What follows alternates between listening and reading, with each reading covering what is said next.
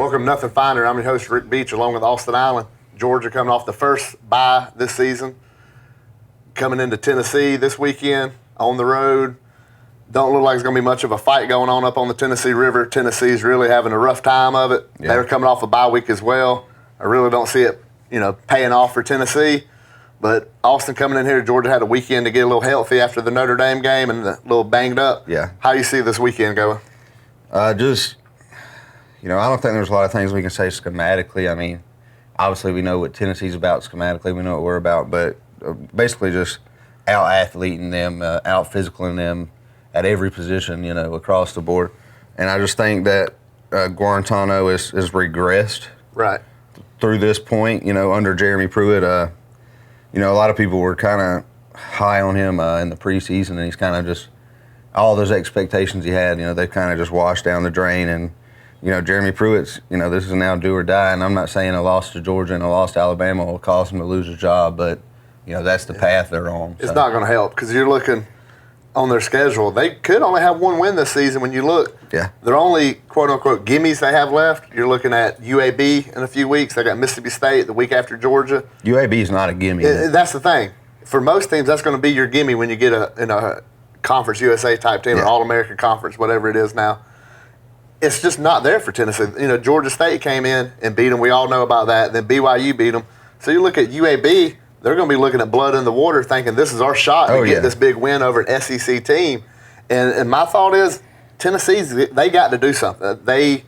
You can't survive with one win. You can't have two wins in the season for Jeremy Pruitt, year two or not, rebuilding or not. Yeah. You cannot do that. You got a fourth-year quarterback who, as you said, regressed. He did a lot. The only other quarterback I've seen regress this much, got hurt early on, was Jake Bentley. Jake Bentley at South Carolina never had much improvement.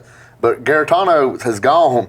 Last year, I thought at the end of the year he kind of cut it on a little bit, especially with the win at Auburn. Yeah, I thought so too. But, man, he's got 7 touchdowns and 4 picks this season, and he has like 80-something attempts. He's really just not made any strides, no leadership coming out of him. Yeah. And on the field, it's horrible as well.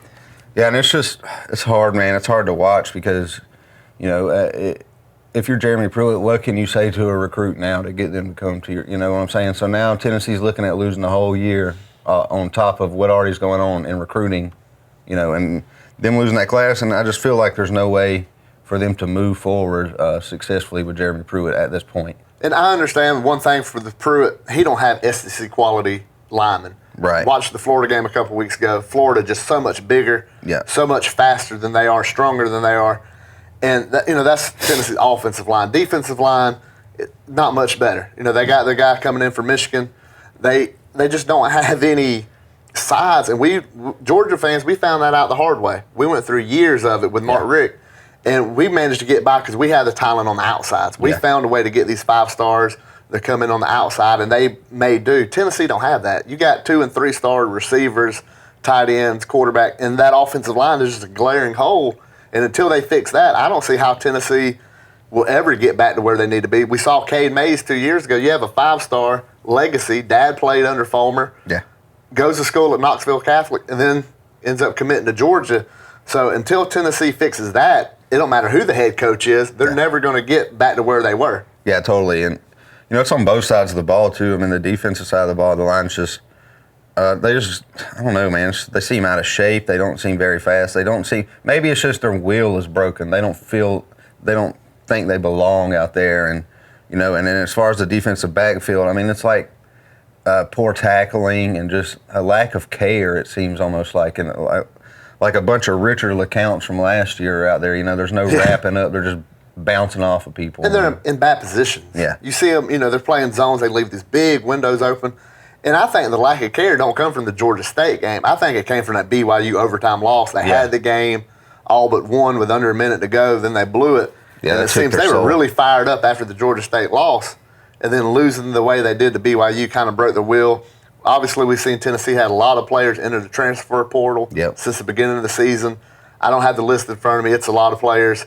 And that's killing your depth. And Tennessee, and I'm guilty of it in the offseason, I bought into him. I thought Pruitt, year 2, he had a quarterback coming back that's been there a while. They looked good towards the end of the year, so be it. The loss to Vanderbilt, but they still had wins over Kentucky, who was a good Kentucky team last season, went over Auburn on the road. And Tennessee just regressed so much. And, first couple weeks I said that Pruitt can keep this job. Well, now he's looking down the barrel of a 1-6 start. Yeah, I don't think there's no way he can keep I don't see it. how he could fix that. And as bad as the East is this season, as bad as Tennessee is, then you throw in South Carolina and Kentucky, and then Vanderbilt kind of just meddling around like they usually do. I don't know if he can still get 3-4 wins this season. And that's just... It's not enough, man. It's not enough. And the way you keep your job as a coach, if you're struggling, if you can see progress. Yeah. Hey, I know we're here, but we were here last year. Yeah. So we've improved on last season. And that's not there for Tennessee this season. And not only are they losing, they're losing in embarrassing fashion. They're losing to Georgia State embarrassing. The BYU game would have been all right if you didn't lose to Georgia State the week before. Yeah. Going to Gainesville, you had a shot to try to turn your season around, even with a competitive game, and you get smoked by 31, I believe, and you really, at halftime, it was over with. Yep. So Tennessee's not sure they're going to turn the curve. Now you got a Georgia team coming in. You got a Georgia team with an off week coming in. You got a team that's been disrespected after a 6-point victory over a nationally ranked team coming in there. Georgia wants to prove a point, and this is how you go prove that point. You're on night game, on the road, go in here to Tennessee and beat them the way you're supposed to beat them. You got the horses up front. Now Georgia's got to show it. Yeah, and it just seems like, it's just – and I'm not trying to knock Jeremy Pruitt, but, he's a very intense guy, and I think maybe it's hard for him to keep that intensity level like he does as a coordinator while he has to manage everything else, because I think as a defense coordinator, he was really intense and fiery and one of the best in the business for sure. Well, we've seen that with Muschamp's totally. The same boat. He's – and they call him Coach Boom. Yeah. He has this intensity to him as a coordinator, and it didn't really roll over too good, especially when he was at Florida. Yeah. And we saw what happened there. They're still trying to pull themselves out of where he kind of put them with his coaching. And, he's a great defensive coordinator. Pruitt was a great defensive coordinator. He was great when he was at Georgia, but there's always some off-field stuff stories with it. There's always these issues behind the scenes. And you got to think, if it was that way as him as being a coordinator, what's going on with him as a head coach in Tennessee? What's going on? How's the assistant coaches liking him as a head coach now? Because the stories at Georgia were not many people got along with him. Yeah, we heard the stories of Mike everybody's Eckler. Heard it. It's been talked about over and over again. Yeah, we had Eckler and him butting heads. So how are some of these coaches coming in? And then you look at somebody like T. Martin, who's a Tennessee guy, who's got that pride for Tennessee, coming from USC. How's that boding well with Pruitt? How are they they bumping heads behind the scenes? There's so many things we don't know about. But obviously, I think there is something going on. There's more than just. This isn't just a bad football team. This is something that's. It's bad body language. Bad. It's bad. That's the only word you can say. It's just something. It's something more than what we can see from the outside is going on for sure. But what do you think about Georgia fans being able to checker the stadium? You think they're going to be able to pull something like that off? How many people do you think will be in Knoxville to? Well, I think Tennessee's still going to bring some people. Here's so the thing with Tennessee fans: they're going to be loyal. Yeah. There are going to be that certain amount of fans. They might be there with brown paper bags on but they'll be in the stands. They might be there like that for show. But there's going to be, it's 100,000 seat, and you'll probably have 88,000 loyal fans that'll be there. So the checkerboard, if you could get that, but I think there's like 5,000 seats on stuff. Yeah, that's what I was thinking. It'd be hard to do, and if you only do a couple sections, then why even worry about it? So I think it looks better when we go on the road. If the fans wear red, that way it stands out, kind of a unity deal. But if the fans want to try it, and it's fun to joke about. But you're not going to take over Neyland Stadium like we did Vanderbilt. That's just not going to happen. There's too much pride in Tennessee fans for that to happen. I agree. Volunteer fans got too much pride, and they're not going to. And I've seen them talking about it on Facebook. They're pretty upset. They don't want to give that up. They don't want to seem like they've given up, even though the team has maybe to this point. But it's just one of the things we have to see. Yeah, but you can say what you want with Tennessee fans, how they act on the internet, and how but they're loyal. They loyal love them to Tennessee fault, balls. Man. So Exactly. I'll give them that. Totally. And we talked about it a little bit earlier. Georgia had the win over Notre Dame. We was pumped up about it last week. Yeah. It seemed like the media just really was not impressed with it. Yeah, they brushed over us. And it's a 6-point. Notre Dame's still a top 10 team. Yeah. We're the only team in the top 10 that's beat a top 10. And I think 11 out of 14 national media people had us out of the top 4. Yeah. They've moved Georgia back because we didn't show out against Notre Dame. They didn't move Clemson back, though. But Clemson fell from 1 to 2 in the AP, and everybody kept them in the Final Four. Yeah. Is this just a new level of disrespect for Georgia? Absolutely. Now we can't even beat a top 10 opponent where you should have beat them worse. Yeah. But when Clemson does it, well, that's Clemson. Yeah. That's how they play. Yeah, North Carolina lost to Appalachian State the week before. So there's no way to spin it. Notre Dame, loses to Georgia, plays number 18 team in the nation. Smacks them around a little bit. Beats them by 15, has 8 sacks, 5 turnovers. So when you look at what Georgia's offense did, we played that game like we were supposed to play it. So you think Clemson should have dropped below us in the AP, or you think, maybe there should have been AP, I don't expect that. But you would think when people make their top 4 teams. Right now, I got 4 SEC teams in the top 4. Because I'm sorry, 21-20 versus North Carolina, that's not going to get you. It's a rebuilding North Carolina. It's a new coach and a freshman quarterback. There's no way, if you're the number 1 team in the nation, you're supposed to deal with that. You're supposed to be a 1-point victory, kind of sneak out of Chapel Hill with the win. I just don't see it. And we talked about it last week with Kirby Smart, 4th and short, kicks the field goal, which I understand. If you got an 80% chance to make the first down and a 98% chance to make the field goal, right, take the points. You're going to take the points. Now, Nick Saban's going to kick the field goal. Go for it because he's got a kicker he don't trust. Yeah. And most teams are in that situation. But we saw with Mack Brown this weekend, not just going for 2, but when he had 4th and short, they went for it around the 45-yard line, didn't get it. Clemson went down there, took the lead 21-14. Yep. So you could see, and I agree with Mack Brown needing to be aggressive. When you're the underdog, you got to be aggressive. Yeah. Georgia being the favorite, we saw Kirby went conservative. I had no issue with it then. Watching Mack Brown be aggressive, I still got no problem with Kirby playing to win that game. Yeah, well, Mack Brown, it's totally different situations. We got everything to lose, and Mack Brown and North Carolina had nothing to lose. Well, the only thing is, North Carolina's defense was playing a well of a game. Yeah. And they were doing really, really good. And you kind of made them decisions based on not trusting your defense. Yeah. If you punt them deep right there and pin them inside the 15, the punter was having a good game. Yeah. You pin them deep, you take the chance of getting the ball back with good field position, still tied at 14, then you take a 21-14 lead. Yeah. Instead, you give them great field position, and they drive downfield and get a touchdown. So I kind of see where you need to be aggressive, but I think he had his mind made up before that game. We're going to be aggressive. And when the game kind of played out, you didn't need to be that aggressive at that point. Now, going for 2, great decision to go for 2. Horrible play call, putting it in the an option like that with that kind of defensive that was a bad speed. Play call. And like I told you last night, we was talking about it, and I put myself kind of on the fence about the 2-point call because I feel like the defense, like we just said, was bowing up so good that they could have maybe kicked the field goal and put it to overtime, kicked the extra point, and put it in overtime.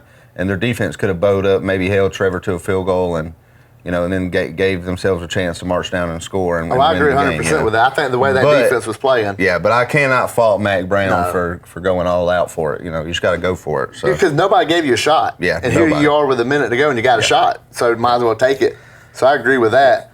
I expect to see North Carolina continue to get better as long as Mack Brown's there. I think they'll build steam, and before you know it, they'll be competing in the conference year in, year out. Yeah, if they're doing this early on this well, this is going to help them in recruiting. This is going to help people say Mack Brown still got some juice. He's got it. And, they'll start coming in. Maybe they're going to be the team that starts competing with Clemson. Yeah. Because nobody right now in the ACC has stepped up. Nothing. And people thought it'd be Virginia, but they. No, and Virginia's going to lose a lot. And we open with Virginia next year.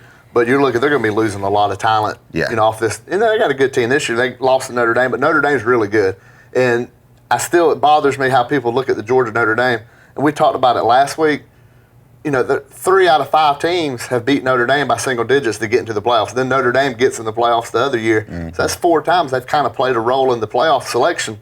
So they're a good team. Just because they got smoked by Clemson last year don't mean they're a horrible team because Alabama got smoked by the same Clemson team. Well, yeah, you think about it, 2017, Clemson got smoked by Bama, and then the next year they come in and beat Bama 44-16. So, that's just the way things go sometimes. The ebb and flow. It's just the way. Yeah. And now, I don't think Clemson's near as good as they were last year. They don't have the defensive line they had last year. And right now, I think it's a little momentum deal. It seems like Trevor Lawrence has regressed a good little bit. A little bit, because you got a year of film. You got, if one team, we saw it last year when Georgia kind of laid the blueprint on Tua, and then all of a sudden, Clemson had something to build off of, and this is how they shut them down. And they had the talent to match it up, where Oklahoma didn't have the defensive talent. Yeah, that's where it kind of was with us. We had the perfect scheme defensively, but we didn't have the horses pass rushing really or up front to get it done. And Clemson did. They had some all Yeah, once DeAndre Walker went down, all we had was Britton Cox kind of because Aziz wasn't back from his injury. Yep. And now. And what Georgia did in roster management, they went and got Jermaine Johnson. They recruited a Nolan Smith to come in there. So we knew where our flaws were, and Kirby attacked it. Yeah. And here we are this year, and we got the horses for that. But as far as Georgia get this disrespect, I like it. Yeah. I'm to a point now where it don't matter where anybody puts us. Yeah. Let's wait till that Monday after or the Sunday after the SEC championship. And then that's when I'll worry about if we're in the top 4. But it just seems.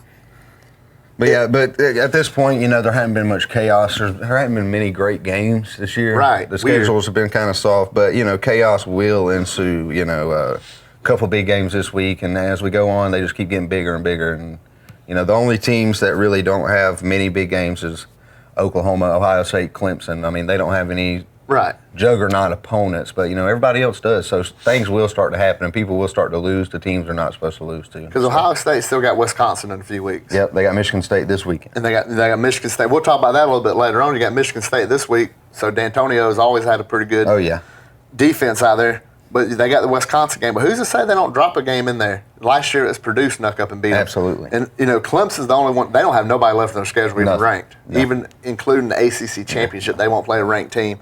So they kind of can just cakewalk it in. And we thought that with this weekend. Yeah, we thought it was cakewalk with North Carolina. So you never can tell. Yeah. And somebody can slip up. Now, Alabama, on the other hand, they still got LSU and another team on the schedule, Auburn. They smoked Mississippi State at night. Nobody really saw that coming. Auburn wins 56-23. Wow. And they came out the gate swinging. Yeah. I think it was 21-0, quick, 21-6. Yeah. And Mississippi State just killed their wheel. Mississippi State got no answers, man. They can't compete with Auburn's speed to the edge, and offensively they just got nothing. They can't throw the ball, and they're just stuck in this rut where nothing they're doing is working because they're only one-dimensional, So Mississippi State, you can pretty much just trash this whole season because you don't got the guys to offensively compete. But you're supposed – for me, it's still – I know Mississippi State ain't where they were, and they're not where they're going to be. Yeah. But 56-23 and as quick as they can. They had 578 yards of offense at Auburn. I think Auburn has finally got that turn. They turned that corner. Yeah. And I think it's having the tough game against Oregon. It's finding a way to win that game, holding on against A&M. And we've seen Malzahn in the past. He gets this momentum going. Now, they got Florida this weekend. This is our weekend as Georgia fans. We get to pull for Auburn once every 4 or 5 years. That happens now. But I'm looking at it. I think Auburn's going to go in there and boat race them because this defense at Auburn is no joke. And this offense, having Schwartz back from the ACL, it's just changed the game with them. And Bo Nix is only getting better every week. And Malzahn's putting him in a great position. How do you see the Florida-Auburn game playing out? Well, it's tough for me because it's hard for me to want to trust Bo Nix still up to this point just because, he's a true freshman and, he hasn't played the best. I mean, he's managed the game and did what he's needed to do, but he's not superbly accurate or anything like that. And so, for Auburn to win this game, they got to be able to run the ball in between the tackles, pretty consistently. They got to be able to, keep Florida honest because if they don't, Bo Nix will just be getting swallowed up all night. So I can see Auburn definitely winning this game, but they're going to have to get creative, which I think the strength of Gus Malzahn is being shown right now with him taking back over play calling and him being able to do exactly what he wants to do. I think that's pretty dangerous. He's pretty smart offensively. So, I think it'll be a lot closer than you think it'll be, but it's all predicated on whether Auburn can run the ball effectively or not. Yeah, I just think Auburn can get in there and run it early on. Yeah. But their speed on the outside. Yeah, I mean, that's killer. That's killer. Not many defenses can hold on with that. And, you have to have really good recruiting for a few seasons to have that kind of talent to hold them in. And if they can get any kind of running game out of Whitlow, as far as. And if Gus goes tempo and that'll really whiff out Florida's defensive line because, like we've been saying all year, there's not much depth there. So if they can go tempo and kind of wear Florida down, that's where I can see where they can bust the door open. And I think making them chase Schwartz, these guys side to side, that's tiring. Is what's going to wear this Florida defense out. And Auburn is. I'm on board. I was in the summertime. I said I thought Auburn's had a really good season. They've played even better than I thought they were going to play. I thought they'd be kind of sneaking some of these wins out, kind of like they did with Oregon. Yeah.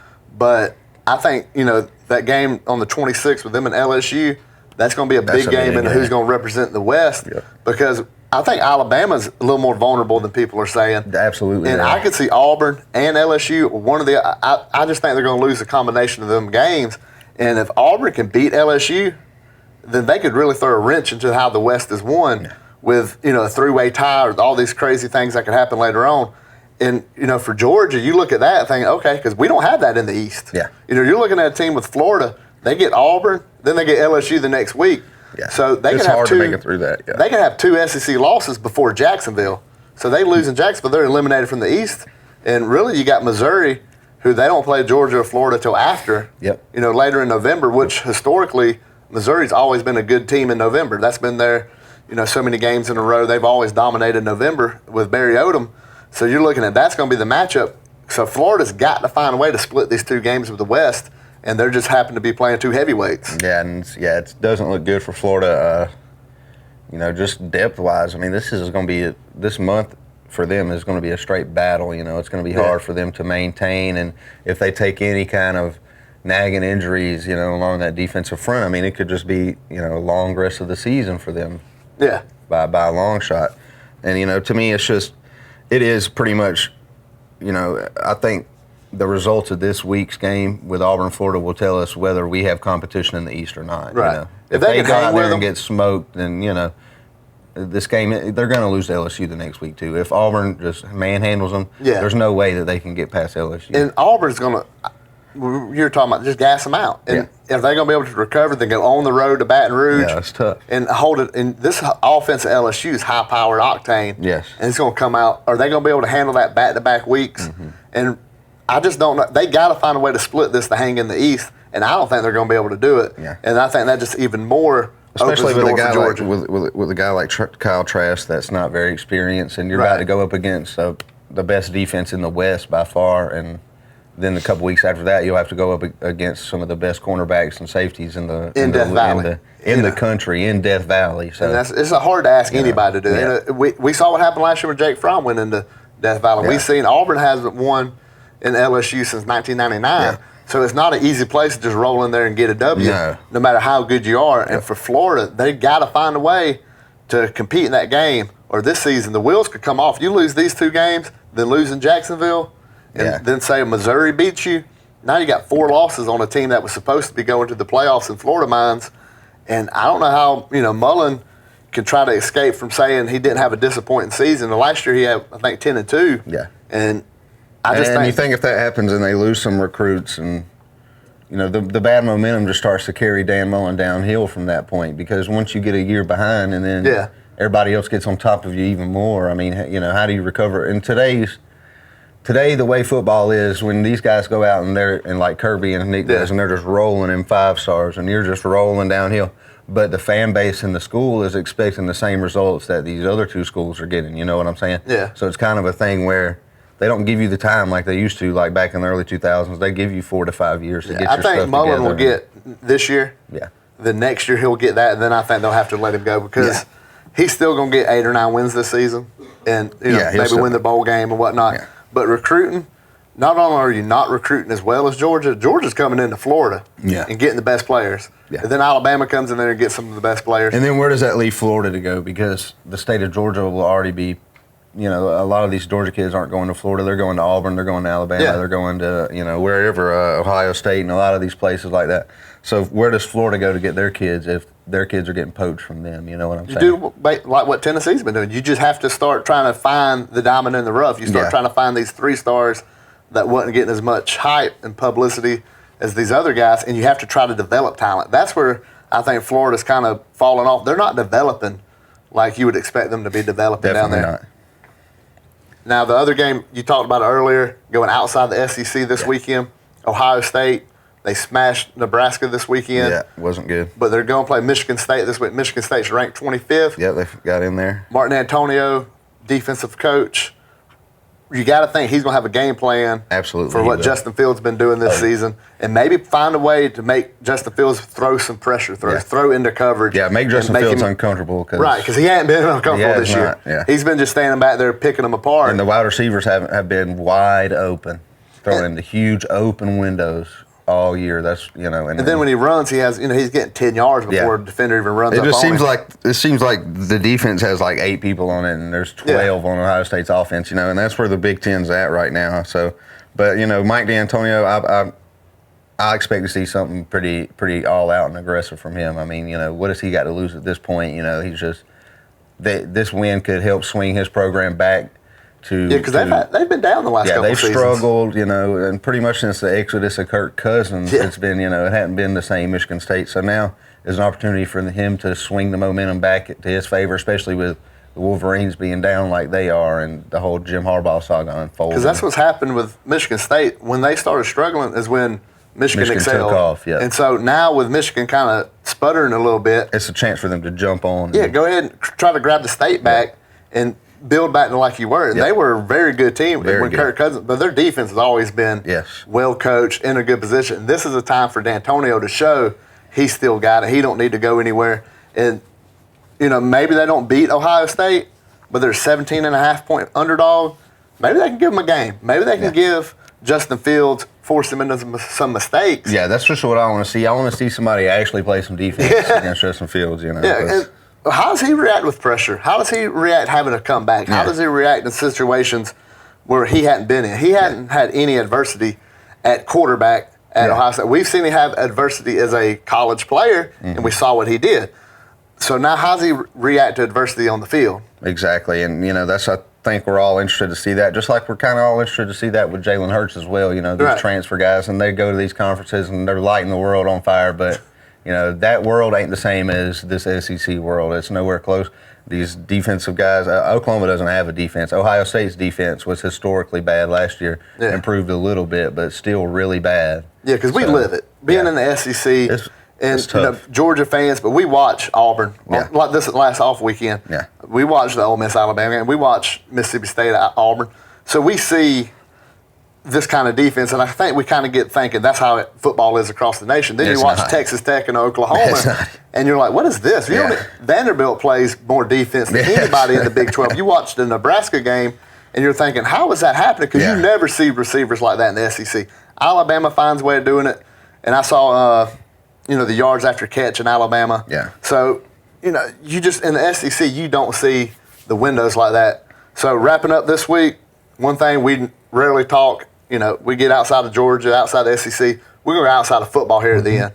You got big thing this weekend. Braves back in the playoffs. Nice. It's the excitement coming around. Yes. You got a good Georgia team, but having this Braves team playing the way they are. That's fun. Thursday, the division series starts. How you see them playing the Cardinals? How many games? I see him sweeping it. Sweeping? Yeah, I mean, they're coming in with good momentum. I don't know if is Acuna going to be back by then? Yeah, he's supposed to be playing. Well, then I think that's the catalyst there, and I think the bats just continue to keep, just keep knocking it around, and that's where I see it going. I think our offense keeps us in this game. So. Oh, absolutely. I think Braves, I can see them 3, maybe 4. Soroka's going to win Game 3, get momentum going. Yeah. So that's all we got. Go to nothingfinerpod.com. Have the archives. We're on iTunes, YouTube. Search Nothing Finer Pod. Be sure to subscribe at both.